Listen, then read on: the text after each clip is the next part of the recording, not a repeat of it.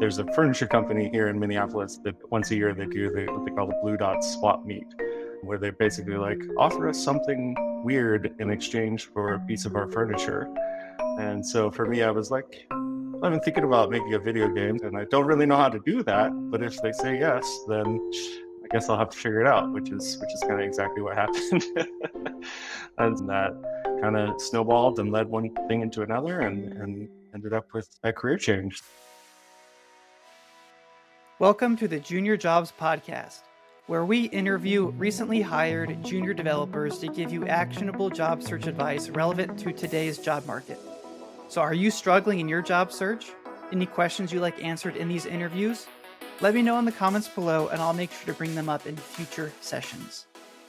For today's interview, I am talking with Curtis Kettler, who was a high school and college choir director before he got his first job in tech. And today's sponsor shout out is to David Roberts with Crushing Digital. David is a software developer with over 20 years of experience who has also run international recruitment teams, so he knows both sides of the hiring equation. And he's offering our listeners 30% off his new video series called Standing Out in Tech, which covers every aspect of the junior developer job search. So make sure to check out the link in the show notes and enter the code JuniorJobs30, one word, at checkout to get your discount. All right, Curtis, welcome to the show. Glad you could join us. Yeah, thanks for having me. So before we get into it, can you tell us a little bit more about yourself, your background, and how you got into coding? Yeah. So like you said, I was a choir director, musician for a lot of years, actually a little over 15 years, did that, had a whole career, and for a variety of reasons decided it was time for a change. And I think one of the things for me was music was what I was always going to do, like even when I was a little kid. And so I didn't think I had any other skills, as it were. And yeah, so finding like coding through coding boot camp and realizing like, oh, in just like a few months I could get skills and be hireable. And I kind of stumbled into a little bit was thinking about like it would be fun to make a video game. Like never done that before. That sounds fun. Like my brother and I were kind of talking, we had some ideas and I know this is not how most people land in tech, but there's a furniture company here in Minneapolis that does once a year they do what they call the Blue Dot Swap Meet, where they basically like offer us something weird in exchange for a piece of our furniture. And so for me, I was like, I've been thinking about making a video game, so maybe I'll make like Mario style platformer with the two founders of the company as the main characters. And I don't really know how to do that, but if they say yes, then I guess I'll have to figure it out, which is kind of exactly what happened. And so I was like, okay, now I've got to learn how to do this. And so I did, and kind of through that discovered like, oh, I think I could see myself doing this. I enjoy this, like, you know, and I'm not half bad at it, and it's a potential here. So through that, started looking into boot camps and coding programs and doing online tutorials, and yeah, and that kind of snowballed and led one thing into another, and ended up with a career change. So Awesome. Yeah, the amazing thing about coding is that it just opens up so many opportunities, right? You talk mhm, about video game development, now you have a new skill. So yeah. I want to dive into that a little bit. You said in just a few months you were Mhm. able to transition and do something that you didn't think you were able to do before. So how long was that journey from when you first started to code to finish your boot camp, and then finishing your boot camp to get your first job in tech?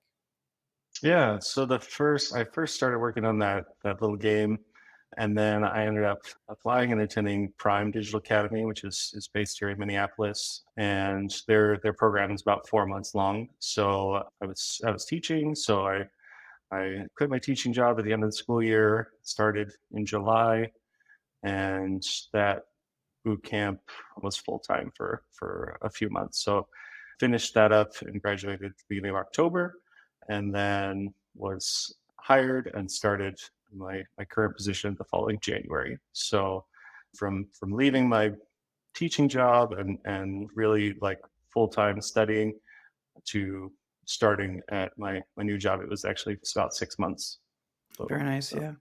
That's really good. I would say the average for the new developers that I talk to right now in the current job market, it can take 6 to 9 months, maybe, Mm, of just the job mhm, search specifically. mm, mhm.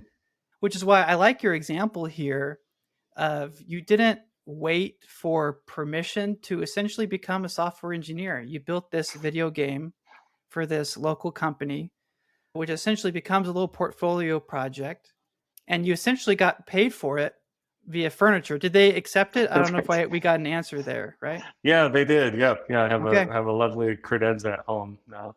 Yeah, so I mean, just that alone means you are technically a professional software engineer, right? You receive payment Mm, for the mhm. services you provided. That's a Right. great example. Mhm, So let's talk about that job search period specifically. So what actually worked? mhm. Yeah, so Mindset, where I'm currently working, actually one of the companies that I interviewed with while still at Prime as a student. Prime does a good job of bringing people in to interview and has a career day and that sort of stuff. So that was where I first got connected with Mindset. Otherwise, it was, I had a few other sort of potential opportunities kind of in the works, and almost all of them came from working my own personal network. So if there's one like piece of advice that I give to anybody like job searching in the development world, it's that is to who do you know in person that you have already have a relationship with that you can talk to, even if it's just to get ideas. Because I did probably 100 plus applications on LinkedIn and on a couple other websites and got one one phone interview from that, Yeah, and that was it. yeah, that's common. um, yeah, and it wasn't until I really focused on starting to work the personal network and being like, oh, okay, can we grab coffee and talk about this, that things started really happening, and people started talking about, oh, well, wait, actually, I know somebody who is looking for a developer, or I am looking for a developer. So mindset where I currently am kind of happened through the boot camp.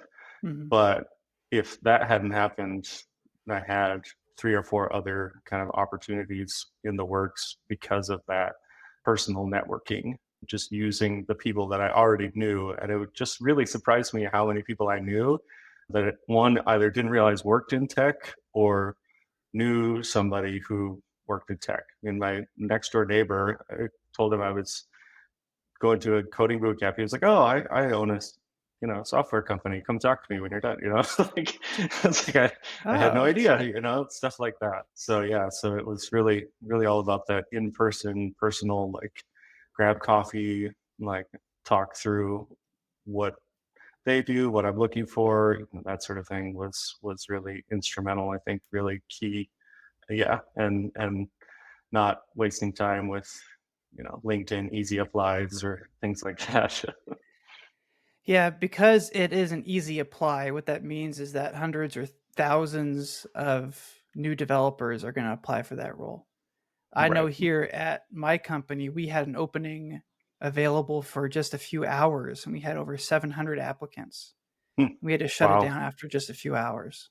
Right. Hmm. So the way to get around that is through the personal network. So I'm curious about what that Hmm. outreach looked like. You said you were talking to even non-developers. You were just telling Hmm. everybody that you're trying to get into Yeah. coding. How do you reach out to somebody who maybe you haven't talked to in a while, who's not a developer, and then kind of rebuild that relationship? Like what did that look like? Yeah, I think it was more organic than that, of just, because I had been in music for so long, a lot of people in my, community and life wanted to know more about why was I changing careers. And through that kind of, conversations would bubble up about like, oh, well, wait, I know somebody.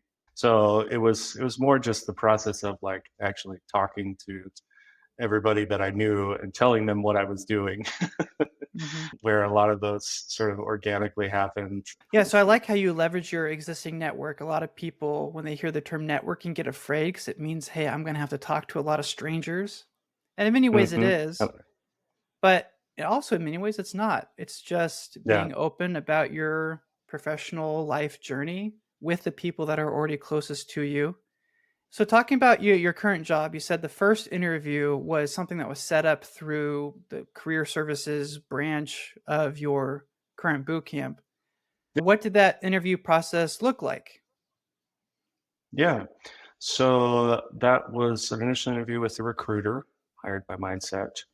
And then through that had subsequent follow-up interviews. So I had an additional Zoom interview after that with the more senior members of the team here. And then it was kind of a half day of in-person interviews with the members of the development team as well as the COO, and it was not too bad because Mindset is an SAP consulting firm. They were hiring junior developers, not really expecting them to know a lot about SAP because it's a little bit more of a niche world. So there wasn't as much of like a technical interview Hmm. as I've heard from my friends that they've experienced. One of the nice things about working in Mindset was they actually put me through another like 3 to 4 months of training once I was hired to learn the SAP world a little bit. Hmm.